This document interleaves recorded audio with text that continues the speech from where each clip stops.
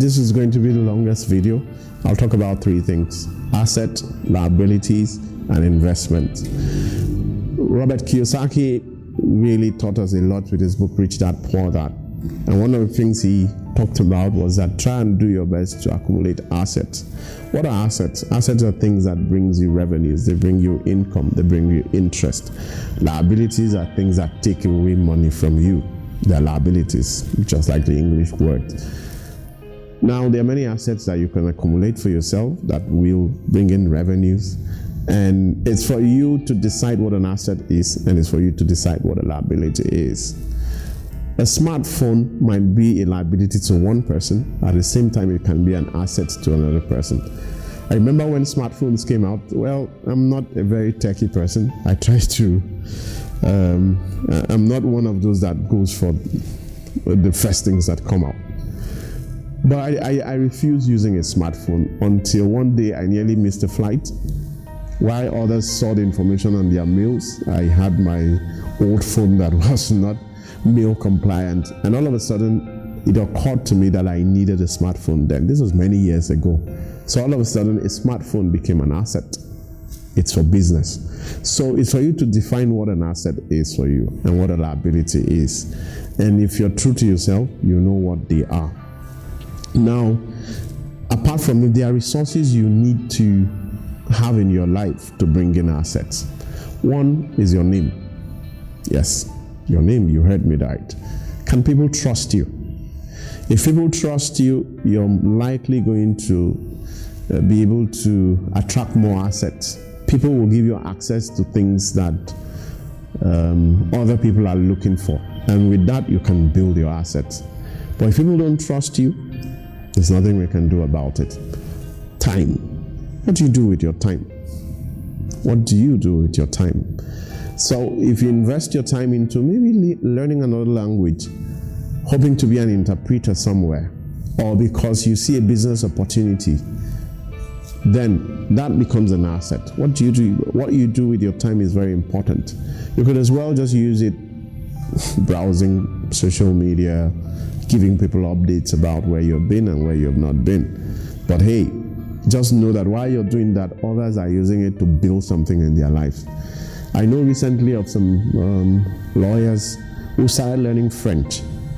And all they realized was that once in a while, things happen in French-speaking West African countries, which they ought to be part of, and somehow they self-exclude themselves.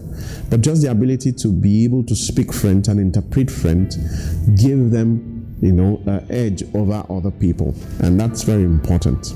So, assets and liabilities, as we have the live course, I will go in-depth details to explain what those are, but I've already given you the concept of what they are.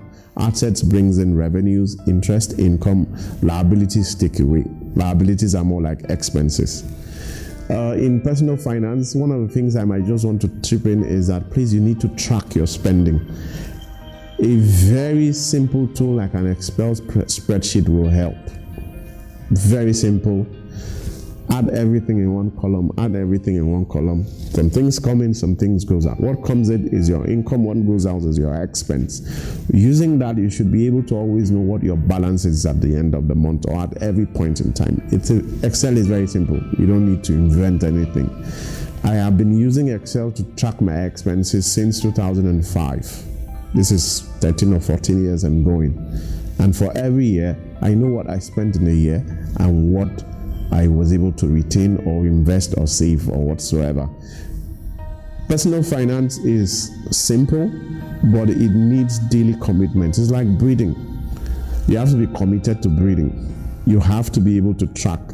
People will not find you so easy to be with because you're disciplined. Please know that. They will call you names. But then, since you know where you're going, please, that should not bother you at all. Just keep at it. The same people who call you names will come to you for financial advice. You can take that to the bank. I'm a witness. Okay, so back to what we're talking about. Investments. Investments, the hope of why we do investments is so that they give us returns, favorable returns, and most times those returns should be more than inflation, the inflation of the country. That's why When you save money in savings account, I don't look at it as an investment because it's a ridiculous interest that you're given from the bank. And the second thing is, with most of the bank these days, they tell you if you withdraw, I think they are, fine print. If you withdraw at a certain amount, that interest is going to go away because in their own words, it means you never gave them any capital to work with. So, investment, the whole aim is that they should give you a return, and not just any type of return, a return that is favorable, a return that should be higher than the inflation rate prevalent in any country or in any currency that you're investing in. The other thing about investment, please, investments always have risk. Yes, you might have been promised 30% off from your projections, 40%, 50%, 100%. Just know that the same way you're projecting, economic forces can come that can drive this thing down. Take for example, it's just an arbitrary example. You buy sugar and you stock, hoping that maybe during the dry season, maybe you will be able to have more sugar to sell than your neighbors. Or I'll give you an example. Those days, we used to retail Coca-Cola. So what you do is you go to the depot manager and buy as much as you can, so that during the Christmas times when things are scarce, you can sell, you can fix your own price.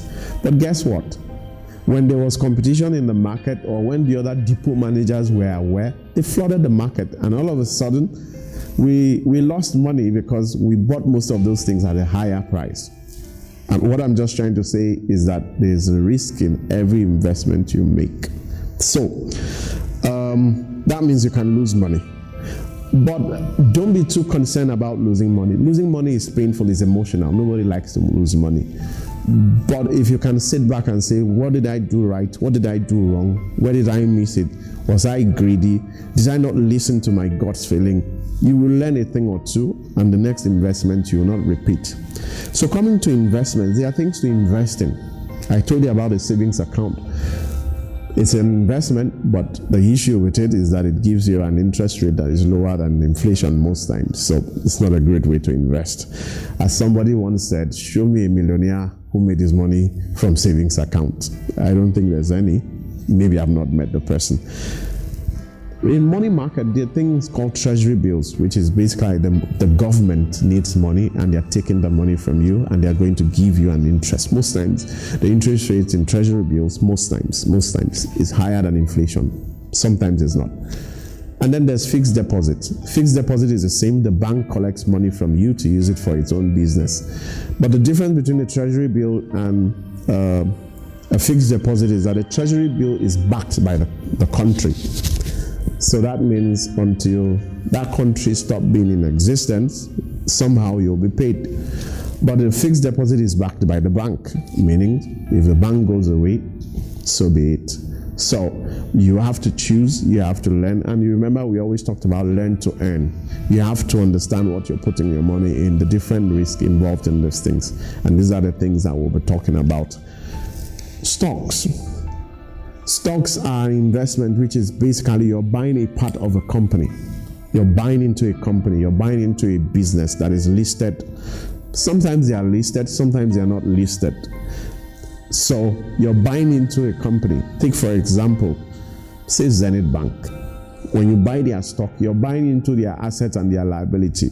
You're buying into the fact that they can pay a dividend, they may not be able to pay, they may go down, they may go up. One of the things about investment I see, which everybody talks about, is the fact that, it's going to go up. Just do it now. Please, if anybody puts pressure on you to invest, be wary, because they're just interested in that capital. And like in the stock market, if you buy high or buy low, sell high, when you're buying or selling, your broker makes money from the commission. So don't be pressured by anyone. Do your home learning. But stocks are also high risk investment because they can go either way. The other investment I want to talk about is real estate. Real estate has many facets, but one of the things we know about real estate is that it's capital intensive, it takes a lot of money, and it's illiquid, meaning let's assume you buy a plot of land. It may be worth, let's assume you bought it for 1 million and it's worth 20 million now. If you want to sell it, is it something you can easily sell? Those are one of the issues. But real estate most times appreciates, because the more developed an area becomes, the more precious that investment becomes. But again, we must also know that it's capital intensive. Then there are real estates everywhere. There are real estate in the outskirts. There are real estate maybe in your village. Somebody, sometimes people are pressed for cash and they sell something that is precious to them. But all in all, in real estate, please, you have to go with your lawyer. Go and make sure, do all the search, the encumbrance, because most times, since it's capital intensive, if anything goes wrong, you're going to be losing a lot of money. And sometimes it's not worth it. Most times it's advisable that you buy your real estate through companies that are known. I must also admit that most times they are very pricey, but you must know why they are pricey. They are pricey because most times they have all the paperwork. They have the CFO, the certificate of occupancy, they have the governor's consent, they have paid off all the things they need to pay off, and so you have to pay it off when they are selling to you. Most of the other things you buy sometimes don't have all this, and because of that, they appear cheaper, but maybe by the time you want to go and get those things, they are not as cheap as you once thought.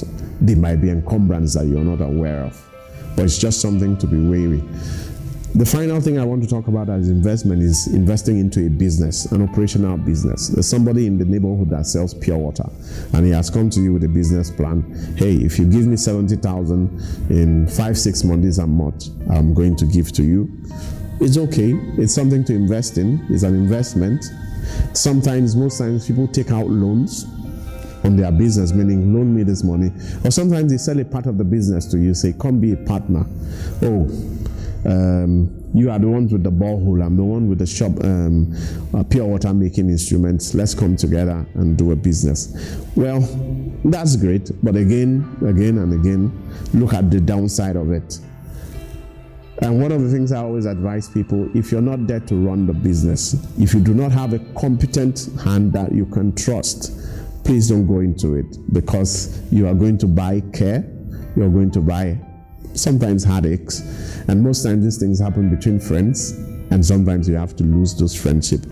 So all in all, those are the few things I want to talk about investments. In our class, practical class, we will be deep diving, we will be taking a deeper look at other investment, or basically I'll be answering questions from you on this investment, and with that we'll be able to know which one you really want to do.